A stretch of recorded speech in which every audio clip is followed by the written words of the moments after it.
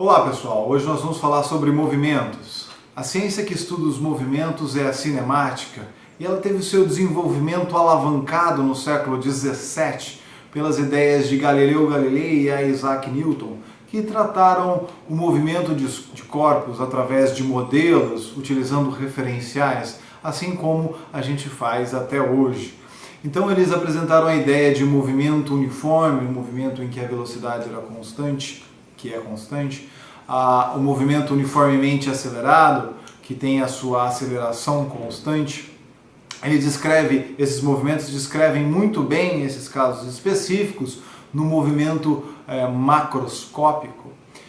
Nesse vídeo de hoje o que nós iremos fazer é uma passagem entre o movimento de uma dimensão para o movimento multidimensional, ou seja, vamos tratar uma linguagem física e matemática para que a gente consiga descrever o movimento para além de uma dimensão. Tá? Então a ideia é que a gente seja capaz de introduzir os conceitos e revisar os conceitos de vetores e fazer uma revisão sobre o movimento unidimensional para que possamos passar a descrever os movimentos dos corpos em várias dimensões. Vamos começar com uma revisão do movimento unidimensional, o movimento em 1D. Seja o nosso movimento no nosso eixo X. Então, nesse eixo nós temos uma partícula, um corpo, que tem esse formato esférico, e ele tem a sua velocidade v constante. Tendo essa velocidade constante, nesse caso específico, nós dizemos que ele está em movimento uniforme, que a posição dele é determinado pela relação de velocidade e tempo. Ou seja, tendo a velocidade constante, uma velocidade, por exemplo, de 10 metros por segundo, eu posso prever a posição desse corpo num tempo, por exemplo, 5 segundos. Se ele anda 10 metros por segundo, em 5 segundos ele estará na posição x igual a 50 metros. Então, nesse modelo, a gente consegue prever a posição do corpo numa situação futura ou verificar onde ele estava numa situação passada. Essa que é a beleza de criar modelos através da física. Nós vamos ver um segundo exemplo em que a nossa partícula está se movimentando agora com uma velocidade inicial v, mas ela tem uma aceleração, ou seja, uma variação de velocidade, e essa variação da velocidade ela é constante, ou seja, a aceleração ela é constante e esse aqui é um movimento uniformemente variável. Esse movimento é especial também, tá? Que é um caso específico e bastante interessante, né? Por exemplo, os corpos que estão em queda livre caem com uma aceleração constante, que é a aceleração da gravidade. Então existem vários modelos várias situações que esse modelo aqui se faz útil para a descrição do fenômeno. Então, em relação ao eixo X, nós podemos prever uma posição final a partir de uma posição inicial x0, conhecendo uma velocidade inicial multiplicada pelo tempo, mais a aceleração dividido por 2 multiplicado por t ao quadrado. Essa equação aqui é uma equação típica que a gente viu já algumas vezes no ensino médio, né? Talvez até no ensino fundamental, em algumas escolas, e a gente tem visto esses movimentos em uma dimensão. Tá? Agora, para a gente extrapolar para 2 dimensões, 3 dimensões ou várias dimensões, nós precisamos consolidar a ideia de vetores. Então, um vetor ele é uma outra maneira de descrever as posições dos corpos. Então, vamos tomar como referência esse sistema de coordenadas cartesianos x e y. E esse aqui é o meu vetor A. O vetor A ele tem a posição inicial, ele parte da posição inicial de referência 0, 0 e chega até uma posição P qualquer, que seja dada por x0 e y0, tá? Posições específicas do nosso eixo x e y. Tá? Esse vetor é representado por uma seta e a letra que o representa também recebe uma seta na parte superior para indicar que é um vetor. Nós podemos fazer soma de vetores, por exemplo, somar um vetor A com um vetor B, seja o vetor, por exemplo, um deslocamento que eu tenha. Quando a gente pensa no caso unidimensional, se eu desloco 5 metros positivos, ou seja, na direção do meu referencial, e depois eu desloco 3 na direção oposta, menos 3, por exemplo, eu tenho um deslocamento de 2 metros. Veja que nessa situação bastou colocar os sinais positivos e negativos para saber a orientação em que você estava deslocando em relação a esse eixo unidimensional. Já no caso bidimensional, em que você tem vetores, você tem incontáveis possibilidades de movimentação, porque essa movimentação vai depender da inclinação desse vetor, vai depender do ângulo entre o vetor e esses eixos. Então a possibilidade de combinação é infinita, tá? Então a gente tem que ter um pouco mais de cuidado para fazer essa soma vetorial. Nós vamos fazer primeiro uma análise gráfica aqui, tá? E depois vamos partir para um modelamento mais detalhado na matemática. Então nesse primeiro momento a gente vai somar esses vetores A e B e obter um vetor C, tá? Então o vetor A somado com o vetor B, ele vai nos dar o vetor C. Tá? Então ele partiu de uma posição, chegou até essa posição P, tá? E depois foi até a posição B, que a gente pode falar que é um P', X', 0', Y, 0', por exemplo. Tá? O deslocamento total é justamente a posição da onde eu parti até onde eu cheguei ao final. Então esse é o meu vetor C. De imediato, a gente fazendo uma prolongação aqui dos vetores, a gente vê que é independente se eu vou primeiro, eu tenho um deslocamento primeiro em B e depois em A.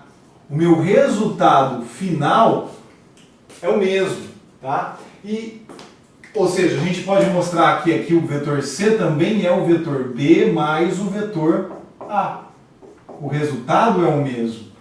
Mais uma coisa, esse vetor sendo transladado, mantendo direção, sentido e intensidade, ele é o mesmo vetor.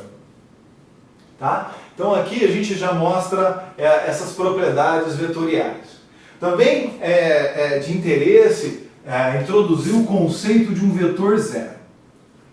Um vetor zero é aquele em que você, ao somar a um determinado vetor, você vai ter o próprio vetor. Ou seja, é um vetor de comprimento nulo. Então seja o vetor A somado a um vetor zero. Nós definimos então que o vetor zero é um vetor que não tem comprimento. Então a resposta é o próprio vetor A. Perfeito? É importante introduzir esse conceito, porque com esse conceito, ao somarmos o vetor A ao vetor menos A, nós saímos de uma posição inicial I e chegamos a uma posição inicial F igual. Então o nosso delta vai ser zero, ou seja, vai ser o nosso vetor nulo. Então a gente está introduzindo aqui um conceito que a soma de um vetor com um vetor negativo é exatamente uma subtração, tá? Mais um detalhe importante aqui é o vetor, por exemplo, A somado com o vetor A. Então, A mais A, eu acredito que vocês vão concordar comigo que não há nenhum outro vetor que tenha o direito de se chamar 2A mais do que esse daqui. Então, olha só que interessante. A gente multiplicou, a gente somou esses dois vetores aqui e teve um módulo, a intensidade, o tamanho do vetor aumentado 2 vezes. Então aqui a gente tem um conceito de multiplicar um vetor A por um escalar. E o que aconteceu? O vetor passou a ter 2 vezes o tamanho. Podemos extrapolar, multiplicar por 10 e o vetor A ser 10 vezes maior, então, do que sendo multiplicado por esse vetor. Então, esse cara intensifica a intensidade do vetor. Certo? Então, recapitulando, a associação de vetores é comutativa, tanto faz a ordem. O vetor 0, ele é um vetor de tamanho nulo, ele introduz o conceito que subtração de um vetor por o inverso desse vetor é o mesmo que a soma de um vetor pelo inverso do vetor, ou seja, o vetor com sentido oposto, é a mesma coisa que a subtração, tá? E a ideia de que multiplicar o vetor por escalar, a gente aumenta a intensidade desse vetor, certo? Então agora eu vou apresentar um outro conceito, que é o conceito de vetor unitário.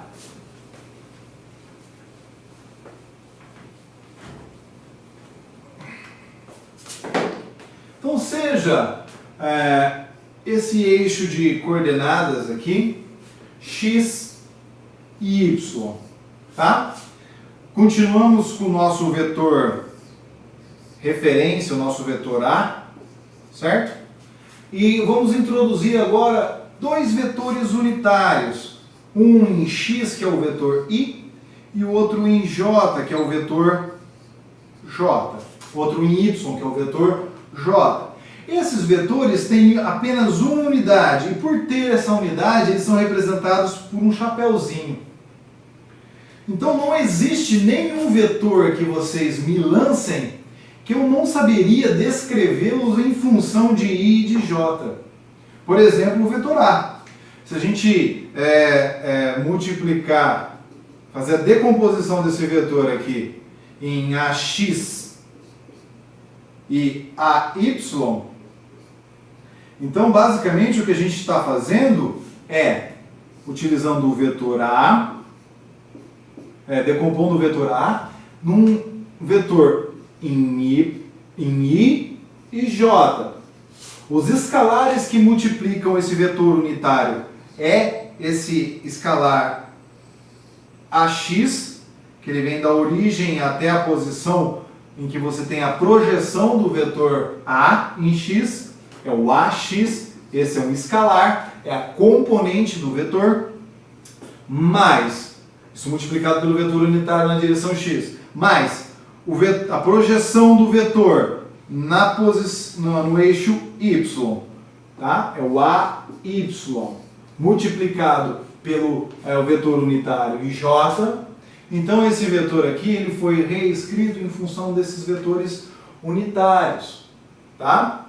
Então o que a gente pode fazer é, por exemplo, somar esses dois vetores, o A e o B, e obter um vetor C, como a gente fez há pouco, tá? E o vetor B, ele é da mesma forma do que o A. A gente pode fazer a projeção e ter um B de X, e a projeção em Y e ter um B de Y, tá? E vai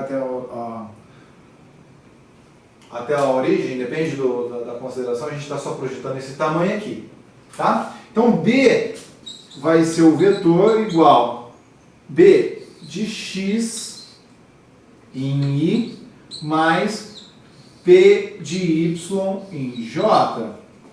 Então a gente quer o vetor C, que é igual ao vetor A mais o vetor B.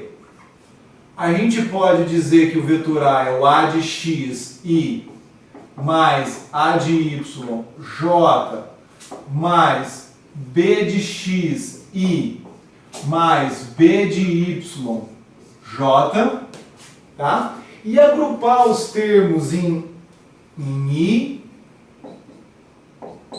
e agrupar os termos em J. Então a gente vai ter A de X mais B de X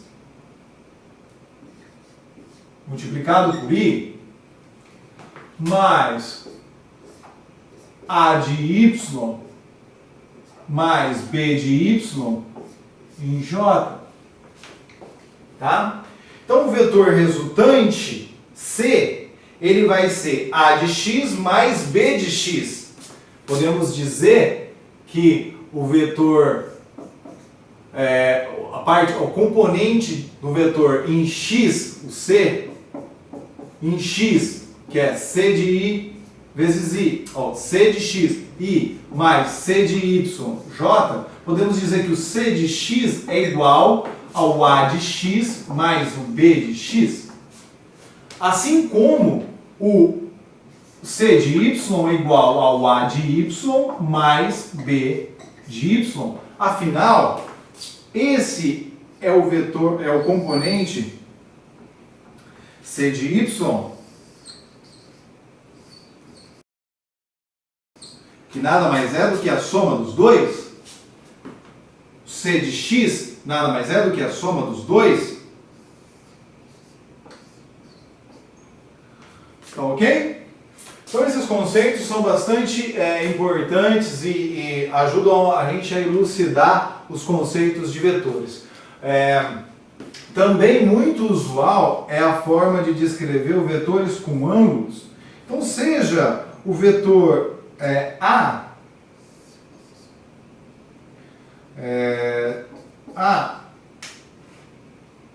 em Y e X, nós iremos fazer a projeção desse vetor aqui e termos a componente A de X. Tem um ângulo θ entre o vetor A e esse eixo X. E aqui em Y temos o vetor, a componente, A de Y. E podemos usar trigonometria para encontrar o valor de X e de Y. Afinal, veja esse triângulo. A de Y e A de X. Dois catetos e a hipotenusa num triângulo retângulo.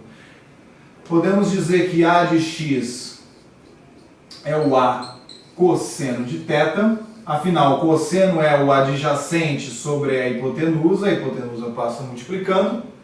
E A de Y é igual ao A seno de θ, onde o seno de θ é o cateto oposto, A de Y, pela hipotenusa, que estava dividindo e passou multiplicando. Então, esses conceitos somados vão permitir que a gente faça o modelamento de alguns casos específicos de física. Eu vou passar primeiro um desafio e depois eu vou passar dois exemplos para a gente fazer o modelamento. Tá? O primeiro desafio é o primeiro desafio. Vamos ao desafio. O desafio diz o seguinte. Desafio. Aí, se vocês conseguirem fazer ou tiverem interesse aí de discutir, façam essa discussão aí ao longo do canal e vamos pensar juntos. Então, seja aqui um observador numa posição específica do globo terrestre. E aí o outro observador em outra posição, vamos chamar essa aqui de posição de um eixo XY, e esse aqui X, Y', X', tá? E aí tem um determinado vetor no espaço, e aí a gente quer descrever esse vetor. Então seja o nosso caso aqui, o nosso referencial X e Y, onde nós temos os nossos versores I e J, tá? nós queremos descrever esse outro vetor, o vetor A, qualquer. Só que nós queremos que ele tenha a mesma descrição que um outro eixo de coordenadas y', x', onde temos aqui os nossos versores. O eixo tem um versor I' e J'. Entre os dois referenciais tem um ângulo φ. Ou seja, nada mais do que você tem um determinado eixo de coordenadas e você tem um vetor. Você consegue fazer a descrição desse vetor A nesse eixo de coordenadas que você tem. O que aconteceria se você rotacionar o seu eixo de coordenadas? Ou se um outro observador analisasse em um eixo de coordenadas rotacionados, como ele descreveria esse vetor A? Tá? Então, essa mudança de coordenadas, de eixo de coordenadas, é um desafio pertinente que caberá para as próximas aulas. Mas antes disso, eu gostaria de ver alguém apresentando uma dedução a respeito disso. Então vamos lá à descrição de um caso específico que é, vamos ver o nosso, admitindo o nosso eixo de coordenadas x e y, temos um objeto fazendo um movimento curvilíneo. Ele estava numa posição inicial P, ou seja, o vetor R que descreve a posição dele é tal como ilustrado. Esse corpo ele saiu da posição P e foi à posição P', ponto 1, ponto linha. E aí passou a ter uma variação de posição. Ambos vetores R, delta R, tá? E o vetor resultante que descreve essa posição final é o R mais delta R. Tá? Então vamos lá. Vamos analisar o R em função de t, do tempo.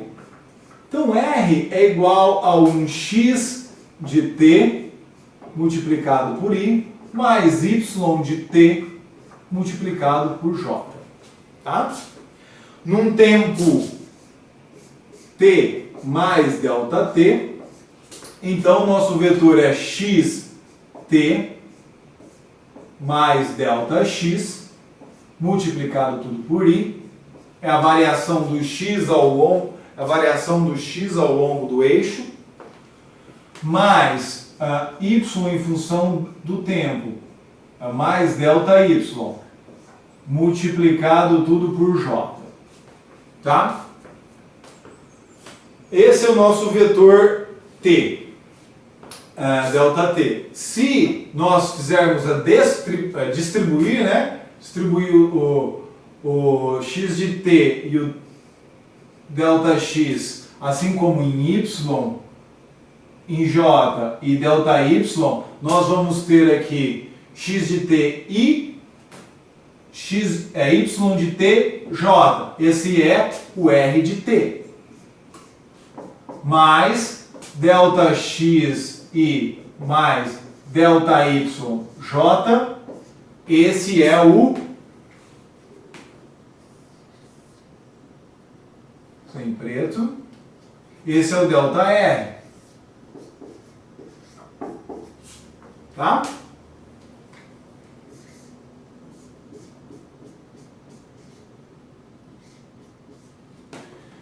Perfeito? Então uma pergunta que fica é o seguinte: qual seria a velocidade desse corpo em alguma dessas posições?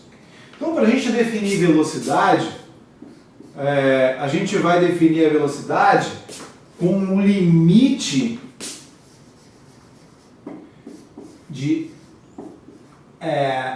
desse delta R em relação ao tempo tendendo a zero. Ou seja, vamos diminuir o tempo de tal forma que a diferença entre esse vetor e esse vetor seja um diferencial dr dt, seja muito pequeno. Tá? Então veja que a derivada de um vetor é um vetor. A diferença entre esses dois vetores é um vetor. E esse vetor velocidade, ele é tangente à superfície. Tá? E aí, sendo R essa relação mostrada acima, então nós temos que a velocidade é igual a dx dt em I mais dy dt em j. Tá? Para que a gente tenha uma ideia, eu faça uma estimativa, só um exemplo ilustrativo aqui, ó, o r de t sendo um vetor 2t mais 5t ao quadrado, por exemplo.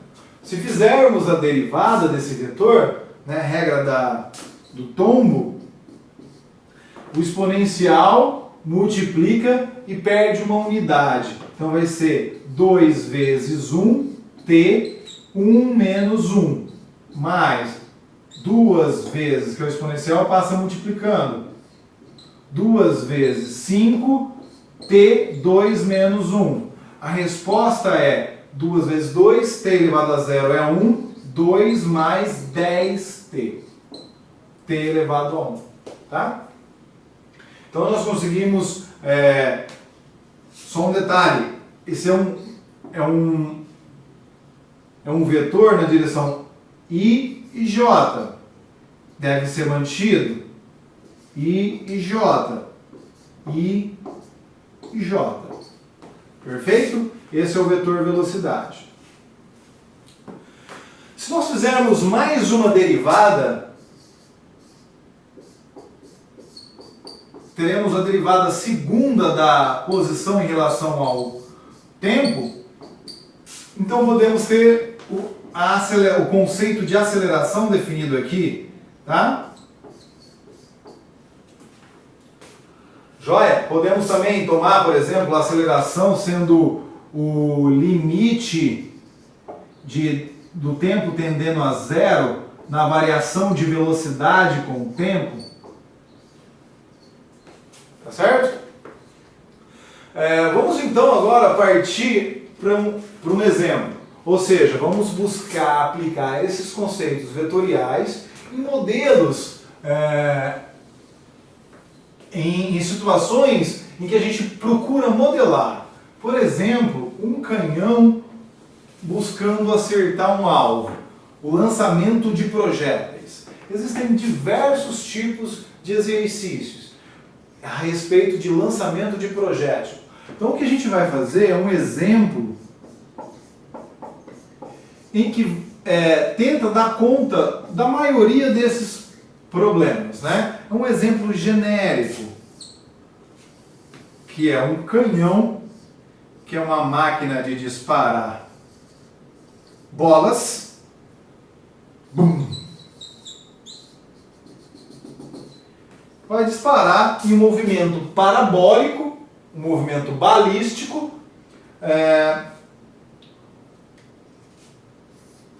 uma esfera, um ponto material com velocidade v0.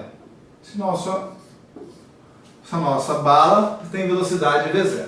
Então o que a gente vai fazer é o seguinte, vai aplicar os conceitos que a gente desenvolveu para buscar modelar aonde essa bala vai cair, essa bola de canhão vai cair, qual é a altura máxima que ela vai alcançar, qual é o alcance máximo que a gente pode ter utilizando esse tipo de aparato, tá? Então, a forma de encarar problemas como esse é primeiro definir o referencial. A escolha do referencial ajuda totalmente no desenrolar do problema. Então a gente vai escolher o canhão como sendo o nosso eixo X y. Ele é o nosso referencial. Tá? Existe um ângulo um ângulo de inclinação aqui do canhão específico.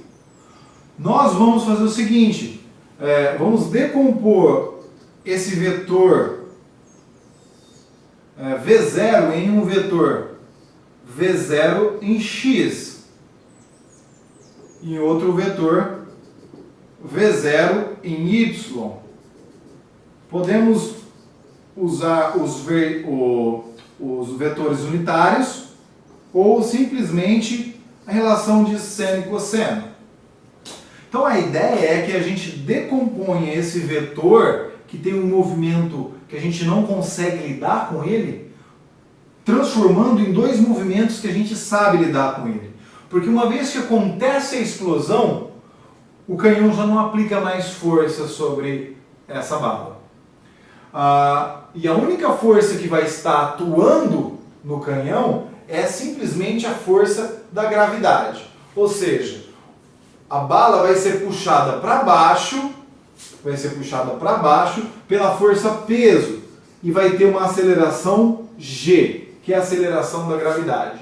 Na horizontal, não haverá força nenhuma atuando sobre o corpo, desprezando os efeitos do ar. Então, na horizontal, como decompomos o movimento, na horizontal, nós vamos ter um movimento uniforme, onde a velocidade é constante. Então o modelamento que nós fazemos é x igual a velocidade em x multiplicado pelo tempo, certo? Na vertical, nós teremos um movimento uniformemente acelerado, onde a aceleração constante vem da aceleração da gravidade, onde o corpo é puxado para baixo. Certo? Nesse caso aqui, nós temos um movimento em y que é parabólico, que tem essa aceleração constante. Então é y igual a y0 mais a velocidade inicial vezes o tempo, mais a t ao quadrado sobre 2. Perfeito? Então nós vamos partir dessa situação. E aí vamos fazer algumas perguntas. Por exemplo, qual o alcance máximo? Qual é o valor de A? Alcance máximo. Então, para encontrar esse valor de A, que é o alcance máximo, eu preciso saber a velocidade em x. Eu posso decompor esse vetor V0 em x, e ele vai ser V0 de x é V0, está com ângulo cosseno de θ, né? Com ângulo, sem o ângulo, é o cateto adjacente pela hipotenusa. Então, vai ser V0 cosseno de θ. Então, se conhecermos o tempo, nós podemos resolver o problema. E aí que está a beleza de decompor o movimento. Porque o tempo, ele é comum nos dois movimentos. Velocidade, aceleração é específico de cada componente. Já o tempo, como o que a gente está fazendo aqui, é meramente um modelo decompondo o movimento em dois, o tempo deve ser o mesmo para os dois lados, né, para os dois eixos, para os dois tipos de movimentos que a gente está descrevendo.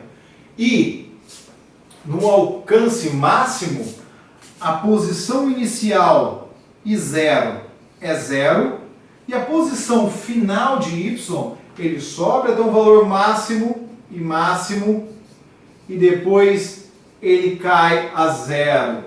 Então, a posição A, que é o alcance máximo, vai ser 0, o y e o y0 também.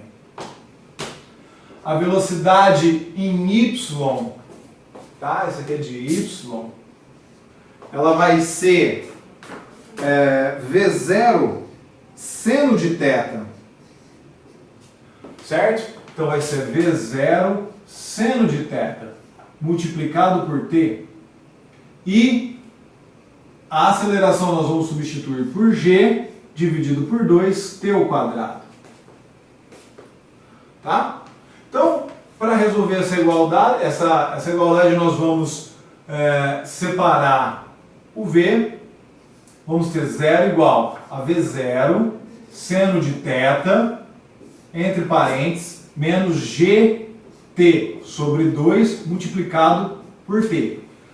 Como temos duas vezes o t aqui igualando a 0, ou esse t é 0 ou esse é 0. Ou esse termo aqui, perdão, ou esse termo todo aqui entre parênteses é 0, ou esse termo é 0. E esse termo t aqui é 0 no tempo inicial. Tá? No tempo 0 é 0. Mas nós não queremos saber esse tempo, nós queremos saber o tempo onde o alcance for máximo. Então nós vamos lidar apenas com essa parte da equação.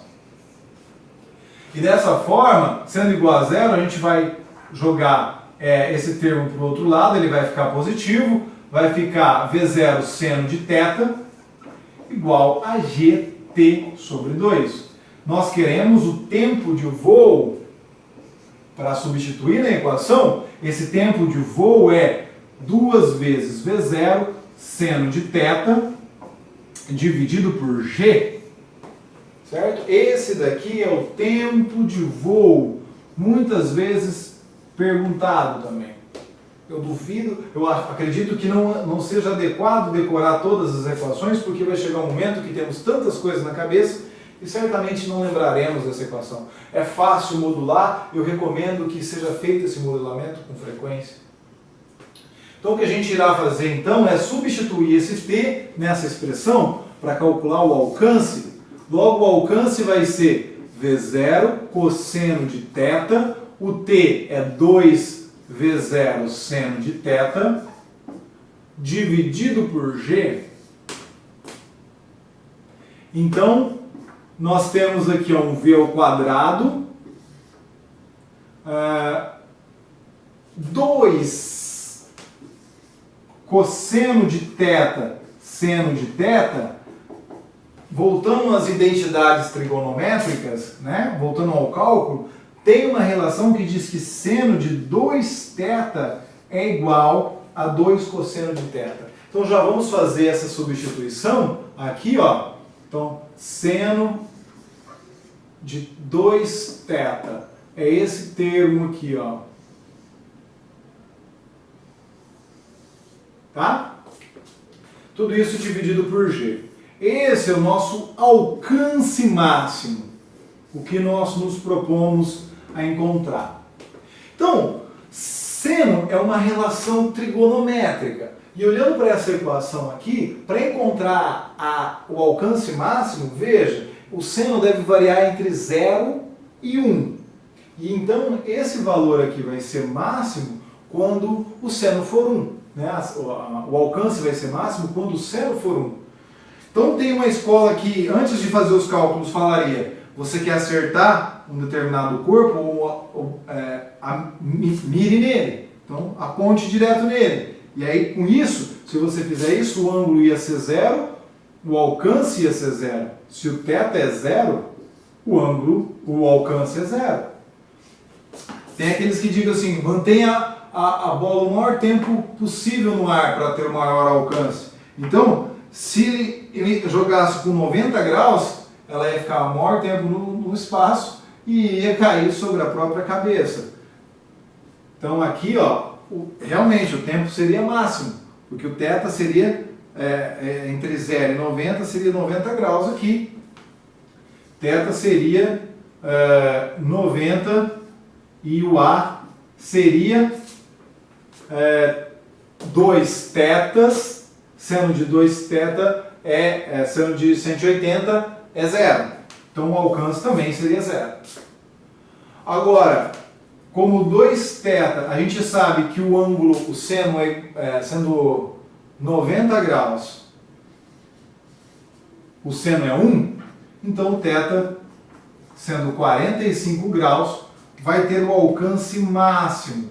Então esse aqui é o ângulo de alcance máximo para essa situação onde o canhão dispara a bala a partir do chão e tendo essa configuração, ele vai ter o alcance máximo da bala, certo? Então, podemos partir então aqui pro caso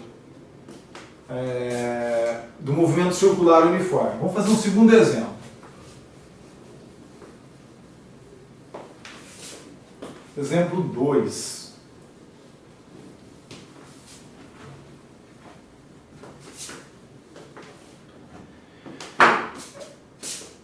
Vamos falar agora de um exemplo 2, no qual o nosso vetor t, ele tem um escalar, ele é um escalar multiplicado por um cosseno de ômega t, i, certo? Mais seno de ômega t, j. Esse cara, independente do que tem dentro dele, ele vai sempre de 0 a 1, não tem unidade. O seno é a mesma coisa. Então esse cara aqui, o R, o escalar, ele dá a intensidade do meu vetor. E tendo relação seno e cosseno, ele vai ser algo dessa forma. Seja aqui x e aqui y, esse vai ser o meu vetor R. Tá? Esse aqui é o escalar, multiplicado por todos esses, pelos vetores unitários. Então nós temos o vetor R, que pode variar ao longo de todas essas posições.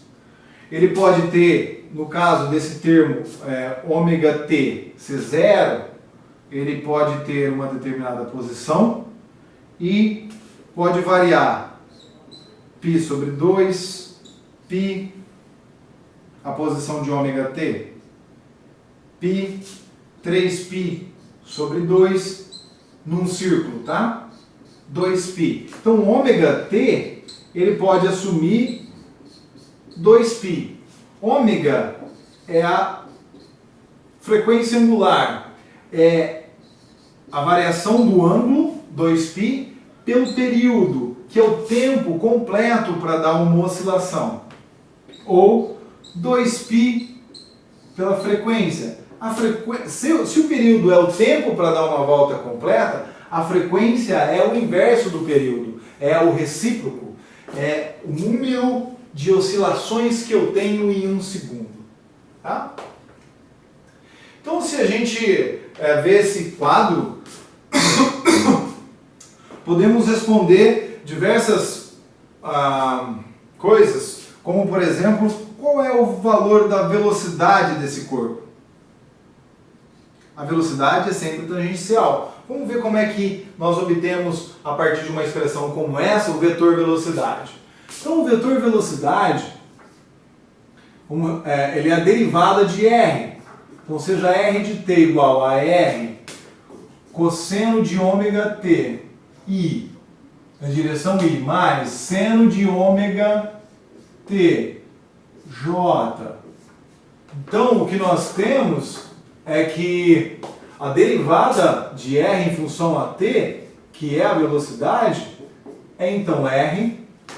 A derivada de cosseno é igual a menos seno. Tá? A derivada desse termo interno aqui é como se fosse 2x, o 2 passa para fora, tá? O ômega sendo tratado como uma constante, mais derivada de seno, aqui na direção y, tá? A derivada de seno é cosseno, então ômega de cosseno de ômega t, j. Tá? E veja, se vamos dar um valor específico, nós sabemos que o seno, ele é zero, todo o termo aqui é zero, em zero e, por exemplo, π. Então vamos supor no caso 0, nessa posição aqui. Se esse termo for 0, π0, esse termo some.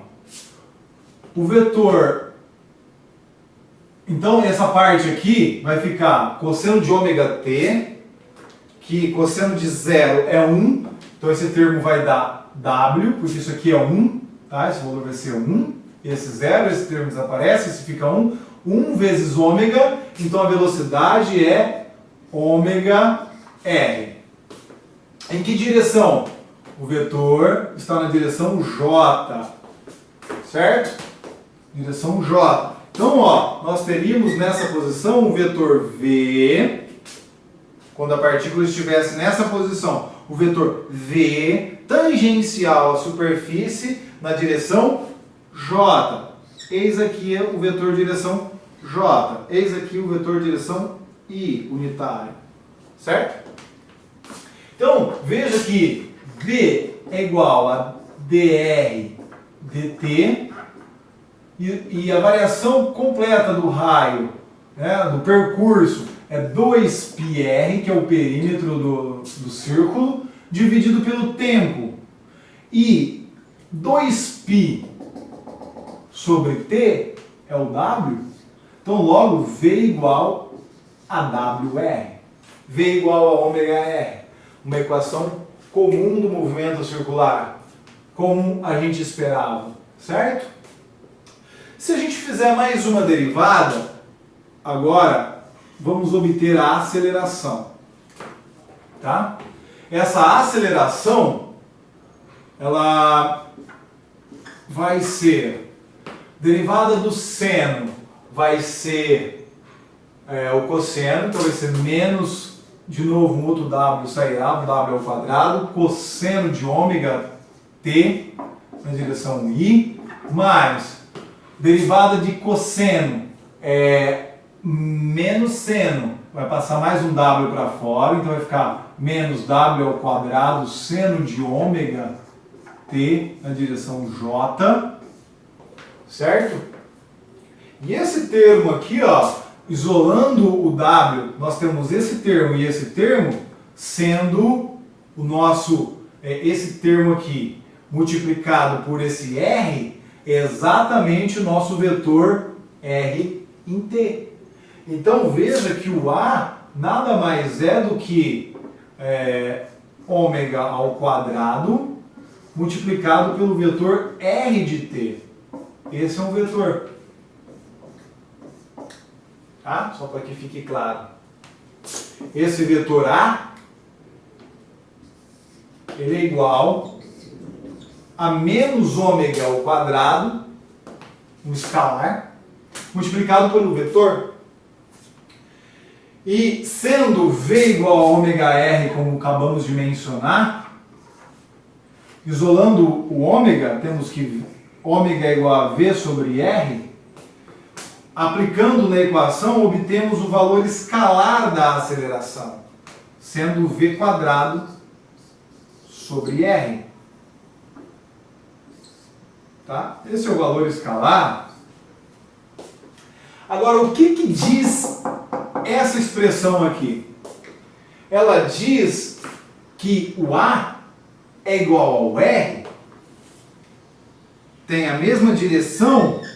Contudo, como o sinal é negativo, o sentido é oposto. E aí a aceleração está voltado ao centro. O raio está apontado para o lado externo, a parte externa, e a aceleração A para a parte interna, a aceleração é centrípeta. Então, esses movimentos circulares, nós dizemos que tem uma aceleração para o centro. E ela vale v ao quadrado sobre r. Daí a demonstração. Então, nesses dois exemplos genéricos, nós podemos ter uma visão bastante abrangente do que é essa incorporação do conceito de vetor para os movimentos unidimensionais. Basicamente, o que a gente faz é decompor esses movimentos bi, tri, quadridimensionais em movimentos unidimensionais nos quais nós sabemos lidar. Tá? Que são movimentos uniformes, movimentos uniformemente acelerados ou com aceleração variáveis que a gente não viu aqui, mas que também é possível. Perfeito? Muito obrigado por assistir.